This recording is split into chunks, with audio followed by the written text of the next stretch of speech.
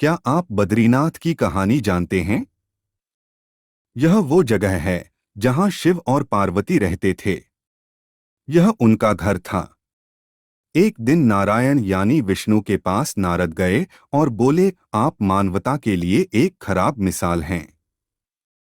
आप हर समय शेषनाग के ऊपर लेटे रहते हैं। आपकी पत्नी लक्ष्मी हमेशा आपकी सेवा में लगी रहती हैं और आपको लाड़ करती रहती हैं। इस ग्रह के अन्य प्राणियों के लिए आप अच्छी मिसाल नहीं बन पा रहे हैं। आपको सृष्टि के सभी जीवों के लिए कुछ अर्थपूर्ण कार्य करना चाहिए। इस आलोचना से बचने और साथ ही अपने उत्थान के लिए भगवान को भी ऐसा करना पड़ता है। विष्णु तप और साधना करने के लिए सही स्थान की तलाश में नीचे हिमालय तक आए। वहां उन्हें मिला बद्रीनाथ, एक अच्छा सा छोटा सा घर जहां सब कुछ वैसा ही था जैसा उन्होंने सोचा था। साधना के लिए सबसे आदर्श जगह लगी उन्हें यह। वह उस घर के अंदर गए। घुसते ही उन्हें पता चल गया कि यह तो शिव का निवास है और वह तो बड़े खतरनाक व्यक्ति हैं। अगर उन्हें गुस्सा आ गया तो वह आपका ही नहीं, खुद का भी गला काट सकते हैं। ऐसे में नारायण ने खुद को एक छोटे से बच्चे के रूप में बदल लिया और घर के सामने बैठ गए। उस वक्त शिव और पार्वती बाहर कहीं टहलने गए थे। जब वे घर वापस लौटे तो उन्होंने देखा कि एक छोटा सा बच्चा जोर जोर से रो रहा है। पार्वती को दया आ गई। उन्होंने बच्चे को उठाने की कोशिश की। शिव ने पार्वती को रोकते हुए कहा, इस बच्चे को मत छूना। पार्वती ने कहा, कितने क्रूर हैं आप, कैसी नासमझी की बात कर रहे हैं।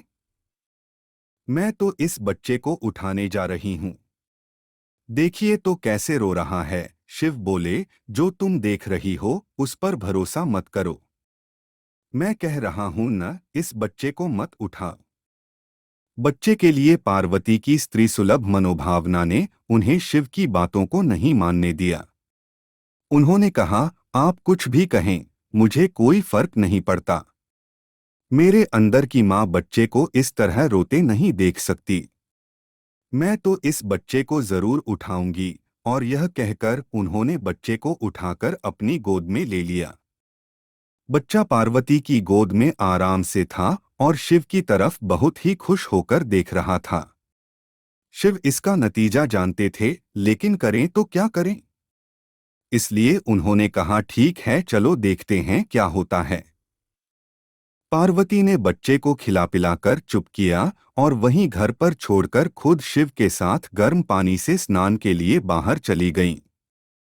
वहां पर गर्म पानी के कुंड हैं। उसी कुंड पर स्नान के लिए शिव पार्वती चले गए। लौटकर आए तो देखा कि घर अंदर से बंद था। शिव तो जानते ही थे कि अब खेल शुरू हो गया है। पार्वती हैरान थीं कि आखिर दरवाजा किसने बंद किया। शिव बोले, मैंने कहा था न, इस बच्चे को मत उठाना। तुम बच्चे को घर के अंदर लाईं और अब उसने अंदर से दरवाजा बंद कर लिया है। पार्वती ने कहा, अब हम क्या करें। शिव के पास दो विकल्प थे। एक, जो भी उनके सामने है उसे जलाकर भस्म कर दें, और दूसरा, वे वहां से चले जाएं और कोई और रास्ता ढूंढ लें। उन्होंने कहा, चलो कहीं और चलते हैं, क्योंकि यह तो तुम्हारा प्यारा बच्चा है, इसलिए मैं इसे छू भी नहीं सकता। मैं अब कुछ नहीं कर सकता। चलो कहीं और चलते हैं। इस तरह शिव और पार्वती को अवैध तरीके से वहां से निष्कासित कर दिया गया। वे दूसरी जगह तलाश करने के लिए पैदल ही निकल पड़े। दरअसल बद्रीनाथ और केदारनाथ के बीच एक चोटी से दूसरी चोटी के बीच सिर्फ 10 किलोमीटर की दूरी है। आखिर में वह केदार में बस गए और इस तरह शिव ने अपना खुद का घर खो दिया। आप पूछ सकते हैं कि क्या वह इस बात को जानते थे। आप कई बातों को जानते हैं, लेकिन फिर भी आप उन बातों को अनदेखा कर उन्हें होने देते हैं।